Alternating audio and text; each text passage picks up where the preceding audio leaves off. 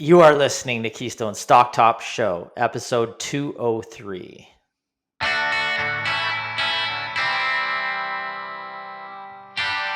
If this is your first time listening, then thanks for stopping by. This podcast is produced every week for your enjoyment, and show notes are found at www.keystocks.com. Come back often, and feel free to add the podcast to your favorite RSS feed or on iTunes. You can also follow us on Twitter at Keystocks and on Facebook, and keep submitting your stocks via the usual social channels or at our website, keystocks.com, for our Your Stock Our Take segment. And we just might review your stock in an upcoming show and let you know if it is a buy, sell, or hold.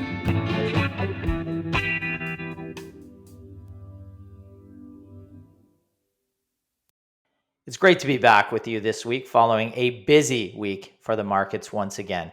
In our Your Stock Our Take segment, I will answer a listener question on Quarterhill Inc., symbol QTRH on the TSX, which saw its share price drop 18% on Monday following news its CEO was stepping down ahead of the upcoming year-end quarterly Q4 numbers.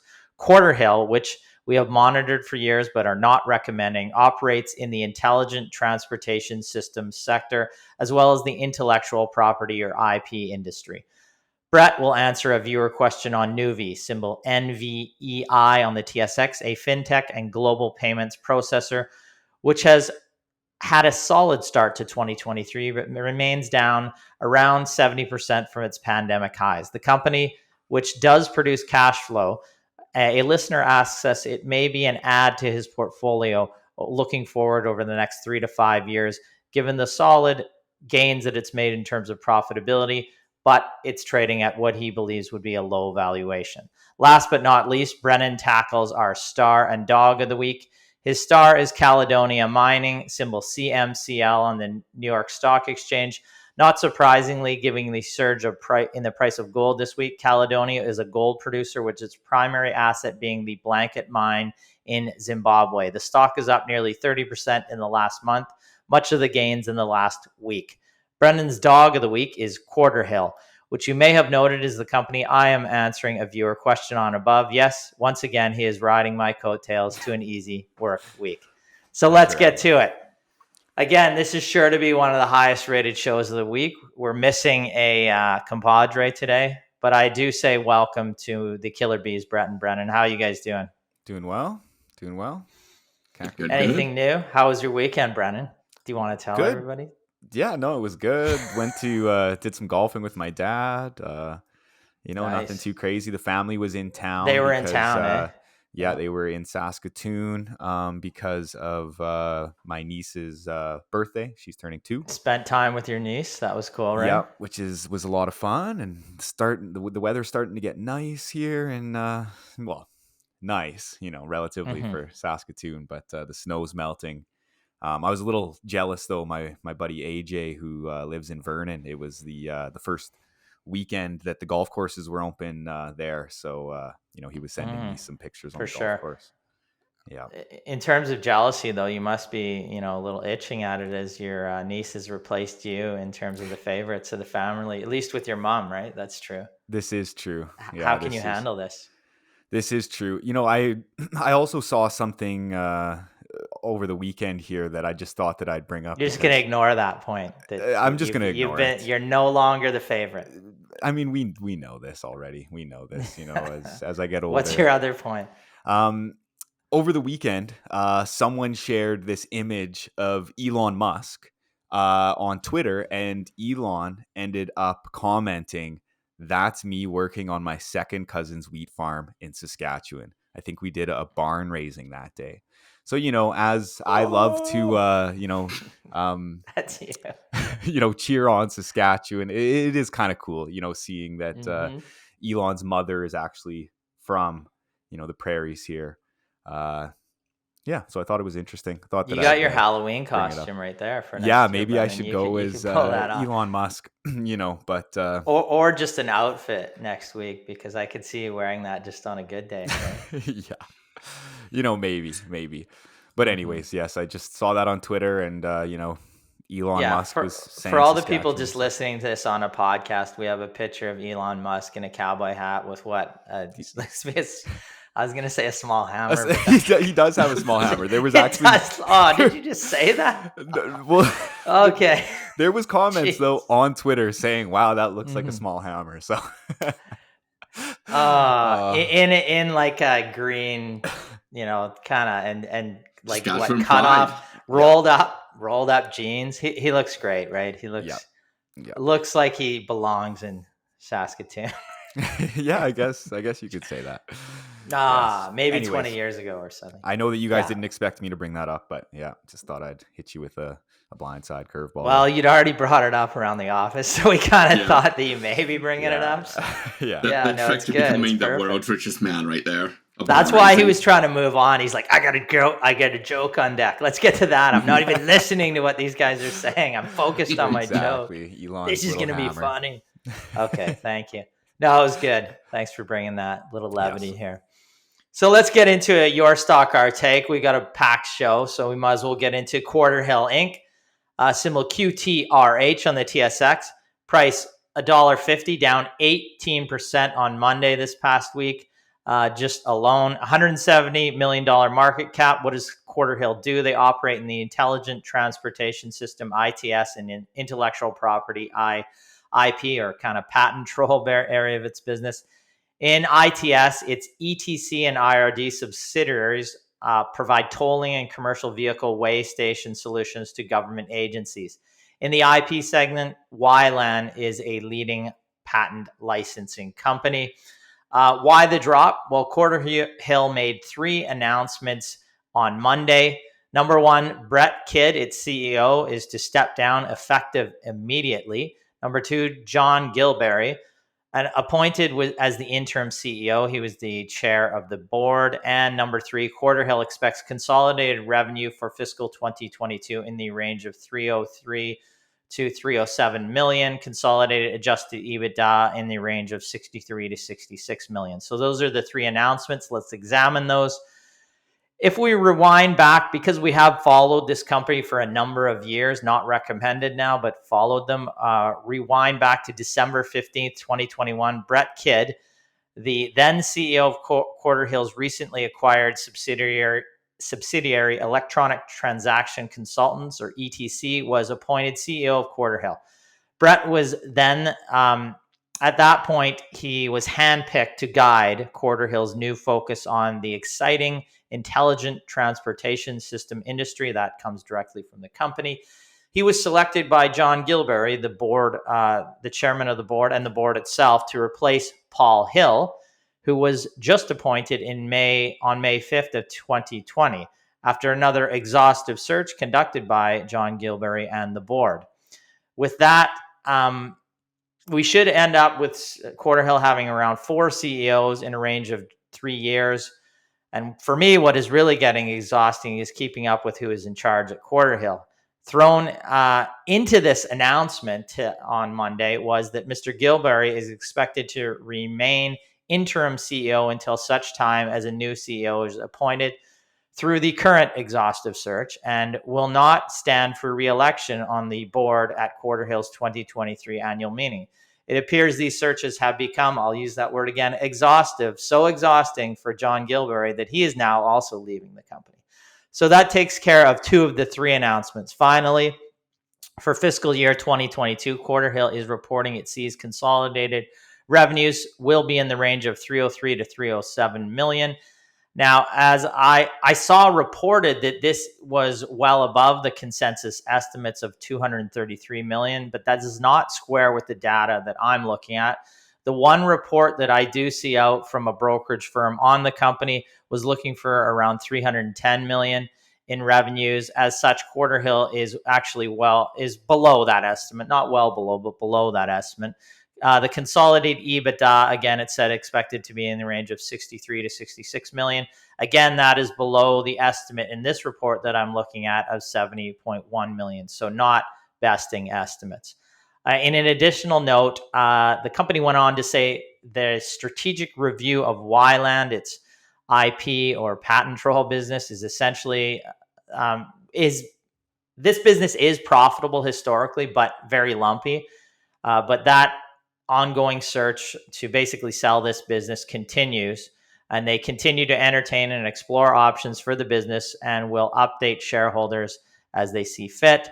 This has been ongoing for well over 15 months at this point. So let's look at the latest quarterly numbers from Quarterhill. Revenues were up 16% to 42.18 million, driven by ITS revenues, which showed strong growth, but still were below expectations from the analysts that are tracking the company. But licensing revenues were basically nil, down from 11.41 million in that quarter. Because licensing revenues are far more profitable, despite the revenue growth in the ITS segment, it has lower margins, the ITS segment at present. Quarterhill's gross profit was significantly lower year over year at 8.7 million versus 15.4 million. And the net loss was far wider at 9.7 million versus 2 million, essentially in Q3 2021. So in conclusion, the balance sheet is solid, 75 million plus in cash. And in Q3, leverage was reduced significantly with a $20.8 million debt repayment. Total long-term debt was in the range of 30.2 million at the end of the quarter compared to 62.1 million at the end of September 30th, 2021. So from a valuation perspective, it may look attractive. Its EV to EBITDA is in the range of 2.75 trailing, but one must take into account that historically a great deal of profitability and contribution to EBITDA comes from the lumpy licensing business that Quarterhill is looking to sell. Now, ITS, while more consistent, ITS is more consistent, it is not nearly as profitable at present. And this multiple will likely come down when YLAN is sold, depending on the price tag on the EV side. Now, Quarterhill is targeting 15% adjusted EBITDA margin for its ITS segment at some point in the future with no exact set timeline. If the business can get there, it will become more interesting, but it is not close to that at present, not producing significant cash flow from operations, and there continues to be instability at the helm of this firm. Near term, we monitor Quarterhill on a sum of parts basis, as YLAN may fetch somewhat of a bounty, which could add to the cash balance for potential acquisitions. But the length of the strategic review is a bit concerning in that respect. For now, with the drama at the C-suite being far too great to stomach, we just monitor the company. Of note, on Wednesday of this week, March 22nd, 2023, Quarterhill will release its quarterly numbers for the period and 12 months ending December 31st, 2022. So stay tuned. More drama may ensue. Awesome. I'm done. Yeah. You guys got anything on Quarterhill? We have interviewed management in the past. We just interviewed them in the past year, sat down with the new team, the relatively new team, and now we've got potentially a new team coming in. Perhaps we'll sit down with them again. But, it looks a bit directionless when you see CEOs continuing to either. And in this case, it was an abrupt departure a couple days ahead of a quarterly call. Not the greatest look for an individual who was brought in to be essentially the leader in their progression towards a more stable ITS business from the licensing business. Hasn't been able to sell that business off, if that's indeed what they're looking at, which it does look like. So they haven't executed on that transaction, and the market's just in waiting for them to come out with better margins on the ITS side of the business. So this, a good Canadian success story when it was YLAN as a business, generated solid cash flow that should have been able to be deployed. They've been looking at in various forms, taking that cash flow and using it to buy more stable businesses, but have really pooped the bed in that respect so far, to be honest. We benefited from one of their purchases at one point. A company that they purchased was a company that we had in coverage at the time. IRD Systems was the company. We actually cheered on the price tag that they paid for it, as we thought it was too high. So we got a significant premium. We had bought the company 2 months before. Again, they had bought at a premium of around 40 to 50%. Significant gain for us. We like that, but we thought the price was a little steep to be paying in the near term. And to be honest, based on the cash flow of that business over the past several years, it was a price that likely was too high. But anyways, we'll continue to monitor Quarterhill. But right now, again, too much drama, too much instability, charting different directions over time, and it's hard to invest in a business that again has that much instability in the C-suite. And may I add, International Road Dynamics there, IRD, another Saskatchewan success story. You set him up for that one. Yes, Ryan did. He's been sitting there. This entire episode is a IRD, Saskatchewan, basically Saskatchewan loving, right? Yeah, exactly. You're loving it. That's this. It's a Saskatchewan loving episode. That's what I love to hear. The province, sponsored by the province of Saskatoon. No, Saskatchewan. The province of Saskatoon. Wow. That's where Brennan is from, because we don't know if it exists. Yeah. Province of Anyways, good job. Saskatchewan. Good job. But I'm just reading here. The CEO is now the interim CEO as well. It's not a permanent replacement as well. So we'll probably see CEO 5 or 6 if you want to count. Oh yeah, he's interim. There's another exhaustive search, and the thing that adds to the instability, he was the chairman of the board, as I understand, and he will now be leaving because he's not standing for re-election there, unless of course he becomes the new CEO, which then not interim, maybe he won't be chairman of the board as well. But again, it's more instability. What you'd like to see is if a new management team comes in. They're not going to own the shares likely. You see this of any type of business, like you'd love to, but if they have proper incentive and they buy in with their own capital over time. But again, you just haven't seen this alignment in this business for years. It's been a headhunted CEO come in, which can work if you get the right individual. But again, they're going down the same path again. Likely the CEO comes in and tries to chart a new course. Or maybe they stay with the same course, but are they incentivized enough? Are they more incentivized to just grow the top line and not grow the bottom line? And for us, that has been the issue, a consistent bottom line cash flow per share, EPS per share, not just an adjusted EPS target of 15% sometime into the future. Like that just doesn't cut it with investors who are looking for actual cash flow and EPS. And that has been the issue here. Buy businesses that are contributing to your cash flow over the long term, if that is the strategy, or grow that ITS business organically and have some stability, obviously, in the business. And we just don't see that right now. They may get a windfall if they sell the YLAN, the patent troll, the IP area of the business off at some point over the next year. I mean, we'd expect that to be coming soon. If we do see a windfall there, perhaps they can again get an astute capital allocator to come in and allocate that capital in very profitable businesses and grow the ITS business organically. But at this stage, the last time we interviewed management, which was about a year ago, they said you got the feeling it was relatively imminent. Nothing on that front. It's been crickets on that front. And if you're looking to sell that at some point, maybe you're not getting the exact price you have achieved, but it's a distraction for the business. You're going to focus on the ITS segment long term.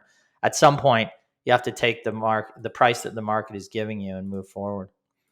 You don't take any price, but you've been waiting 15 plus months. So let's get a price, move forward, use that capital, redeploy it in the business as you see that, as the plan has been. Now, again, a new CEO is coming in, so we'll see what the plan is going forward. We'll continue to monitor it.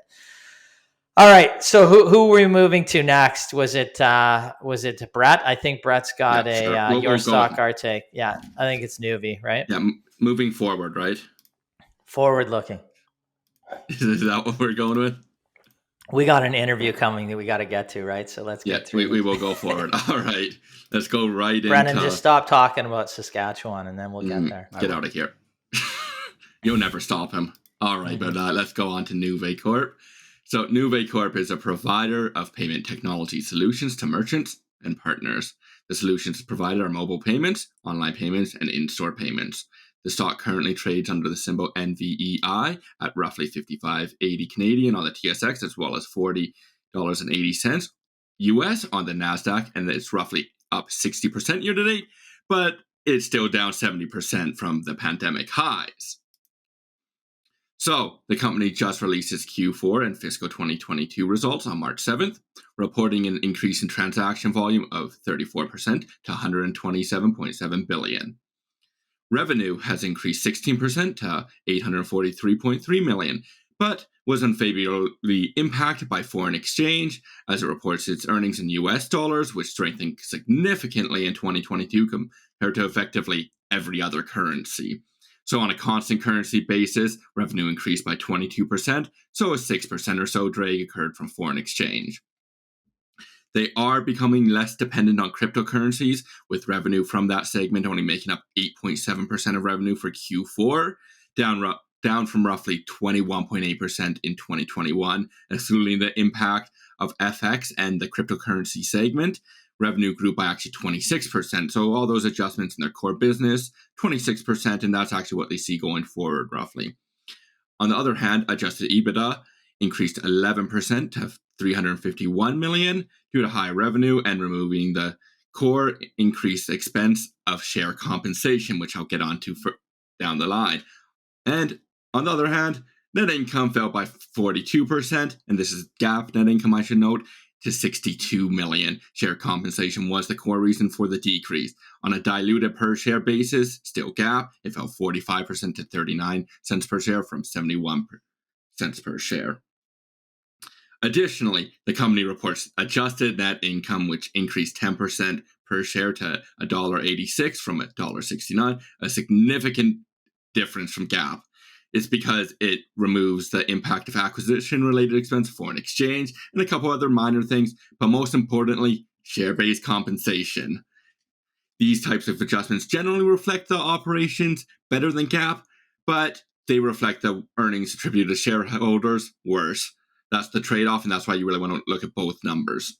We've commented on this a few times before, but NVEI is a perfect example where you shouldn't ignore the share compensation completely. They are actively buying back shares in excess of their share compensation. So effectively, they issue shares to employees in lieu of cash, and instead use that cash to buy back shares on the open market, ultimately making the same impact on the financials at the end of the day as normal salary would instead of share compensation. Management does claim that share compensation will stay relatively flat at these levels, so it would drop as a percentage of revenue as revenue goes up. This is something we will track going forward, and if you are an investor or prospective investor, it's something you should pay attention to as well. So, after the 2022 fiscal end, NVEI finished its acquisition of Paya for $1.3 billion in cash, which has significantly altered its forward earnings and its balance sheet. Paya, just as a gauge its size, they processed roughly $50 billion in payments in 2022, roughly 39% of the amount NVEI did, just to give you an idea of the size of the integration. It's not like it's a one-to-one, but it's still a significant amount. It's not a small transaction either. To fund the purchase, NVEI entered into a $800 million credit facility. After the acquisition, the company is now in a net debt position of approximately $1.06 billion, previously having a net cash position. So the company is in a more financially risky position than it was before. NVEI management forecasts fiscal 2023 adjusted EBITDA of $455 to $477 million. Using the midpoint of $466 million, the company has a net debt to adjusted EBITDA ratio of 2.3 times, which is quite high for this type of business. It's not absurdly high or anything, but it is something which you really do need to watch going forward. As well, the debt is floating, so if interest rates do continue to rise, the company will be impacted negatively or positively if they fall at this point. With all the bank stuff going on, we don't know, and I'm not really going to even comment on what direction it is because it is just a complete gamble at this point in time. Additionally, though, NVEI did renew its normal course issuer bid, which could, if used like they did in 2021, put more pressure on its balance sheet as they use up cash to buy back shares. Using the guidance midpoint EBITDA, we can find the enterprise to adjusted EBITDA value of 14.5 times, which is quite a high value because this is also a forward value, so you would normally want to see forward a bit lower. And this is still quite high either way, even if it was trailing. The trailing adjusted EBITDA is more reasonable at 22 times, but this does not account for the change in leverage. And that's what we've seen over the past month now is a massive change in leverage. So I would really rely on EV/EBITDA over PE in this case because they've seen this complete shift in leverage from being effectively a lower enterprise value compared to like a market value. And now we're seeing the enterprise value exceed the market value of the equity, that is. So concluding, Nuvei's operations are improving. They're less risky as they distance themselves from the volatility of cryptocurrencies. And they have also maintained high growth. And they're forecasting high growth as well. But it has significantly increases financial leverage and risk from that. Combined with the high valuations of the metrics that I would rely on, which in this case would be EV/EBITDA over PE, it's just too expensive. They do have hopes in the long term if they're able to navigate through the risk of the short term, if they're able to pay off debt, if they're able to increase their revenue and then ultimately their cash flows to pay off that debt and leverage this acquisition of Paya, it could potentially have a bright future. So by no means am I completely writing off, but I would just hold off on it for now to see really how it works over the next year. Yeah, I mean, I would agree. The calculus of the equation changes when you have that much leverage added to the balance sheet, again, at a variable rate and added to the business. If they somehow did that out of cash, this would be, a story to look significantly at. We've seen so many companies enter into either debt situations or issue shares. And, you get growth by acquisition, but, is it profitable growth? And in this case, they're, like you said, they're going to have to service that debt. So and that is a significantly high level of debt for a business of this type.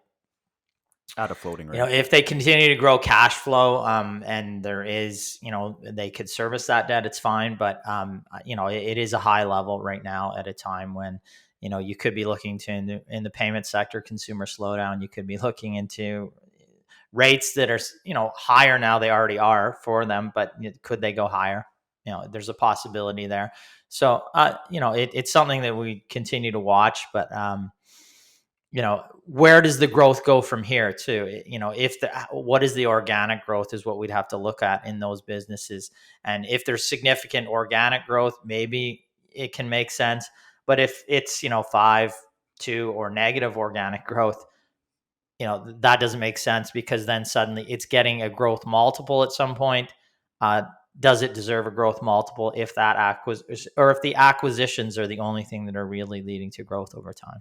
They are organically growing for the next year. At least that's what their forecast is. Mm-hmm. So they do have that. They're not inorganic growth driven at this point. It's just that debt is just really weighing me down. I think previous to the acquisition, we were a bit more hopeful, especially when they're now doing an NCIB renewal, which last year they did. I think it was like around 200 million in share buybacks. I'll put the exact number up on the screen. So if they're going to do that again instead of paying off debt, that just seems strange to me at this point. At this point, I'd prefer them to pay down debt, right? Mm-hmm. Yeah, exactly. For sure. And the renewal is just today, by the way. I should add that in. It's not like it was months ago.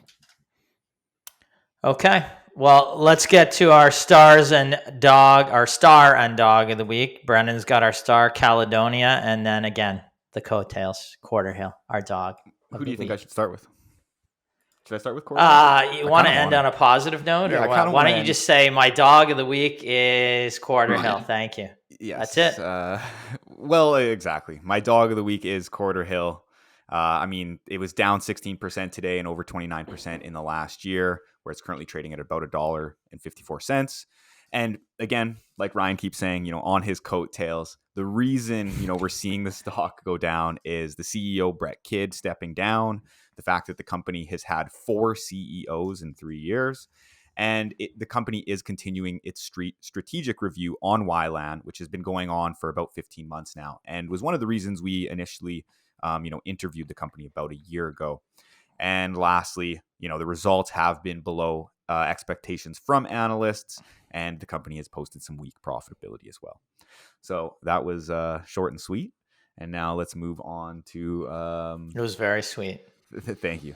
Appreciate it. So yes, let's move on to the star of the week, which is Caledonia Mining Corp, CMCL, on the New York Stock Exchange.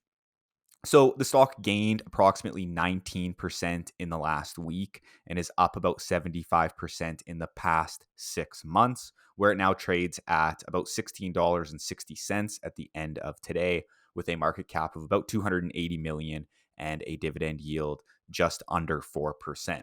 So Caledonia Mining is a gold producer with its primary asset, the Blanket Mine in Zimbabwe, which has an 11-year life of mine.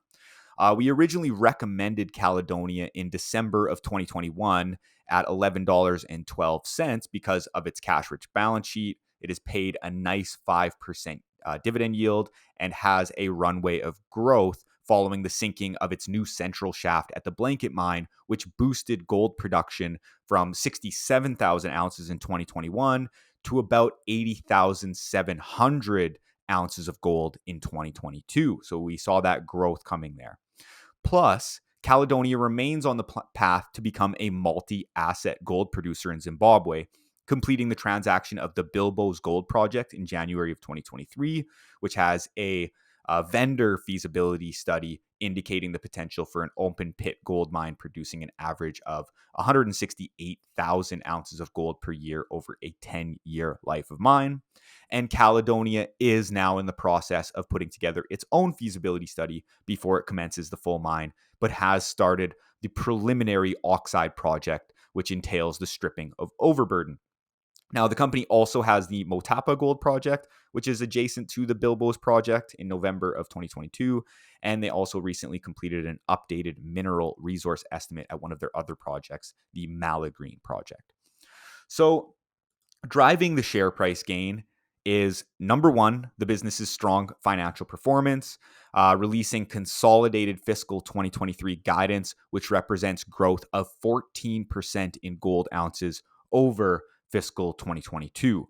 Number two, the fact that the business is on the path to become a multi-asset gold producer, even though this does increase operational risk in the near to mid-term. And of course, you cannot leave it out. Number three, the price of gold has been on a rally in recent months, driven by fears of the overall economy and banking contagion, with gold up around 8% in the last month and up about 19% over the past 6 months. And just looking at this chart here that I'm showing, just look at how correlated Caledonia's stock is in relation to the price of gold. Orange here is the price of gold in US dollars, and the blue is Caledonia's stock chart here. So Caledonia is not a Boyd or an Expel, which can grow sustainably over the long term. And we tread lightly in these types of stories, such as Caledonia, as if Caledonia's management team does everything right and the price of gold moves lower, the stock will likely perform poorly. So we do expect the stock to remain volatile. Now, we did recently update Caledonia for clients, giving them our thoughts on the business going forward. We provided a fair value sensitivity table in relation to the price of gold and indicated that, generally speaking, while you're up in a cyclical business, it may not be a bad idea to take some profit. That's it. That's all. Yeah, I think it's a good summary. You can see how it, strikingly tracks the price of gold over time. Yeah. Most of the juniors, producers do, intermediate producers, large producers, all tend to, track it over time. There's leverage to it, in some of the businesses, like the smaller companies as well. But, like Brennan said, the point that we always make is, a company like that, Caledonia, executed very well last year. If the price of gold, and there was one point in the price of gold was down significantly, over a 3-4 month period over last year, Caledonia shares go lower, even if management is executing significantly well. It takes the management team to execute very well and the price of gold to move with them, essentially, for you to see those gains. So you've got two levels that you have to attain for that company to do well over time. Now, this company checked off both those boxes. Well, they checked off the box of their execution well, and then gold moved for them. And then you've seen a significant rally in the share price, which is great to see for our clients. But you need those two things. And that is why we do tread lightly in those areas, because you can do all the research in the world, and the price of the underlying commodity, whether it's a steel-based business, a copper business, an oil and gas business, whichever it is, you can do poorly even if the company executes well. So, in another business, like Brennan brought up Boyd, if management executes well and they grow earnings and the share price over time, you typically do very well in the stock.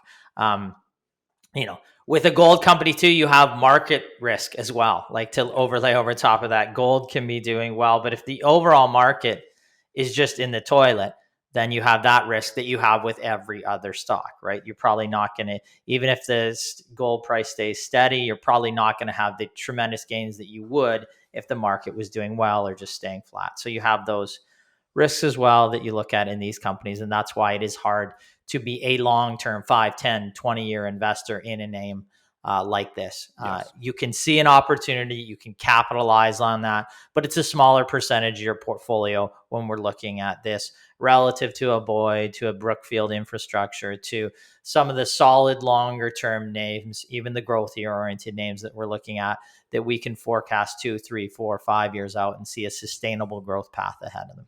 So it's just important to point that out and bring it into and contextualize it when you're looking at an investment in a stock like this. You are looking likely at a shorter term horizon, which is far more risky than looking at a long-term play. Yeah, and I just wanted to, toot our horn really quick here is, the price sensitivity chart that we did have. Oh, don't do that, Brennan.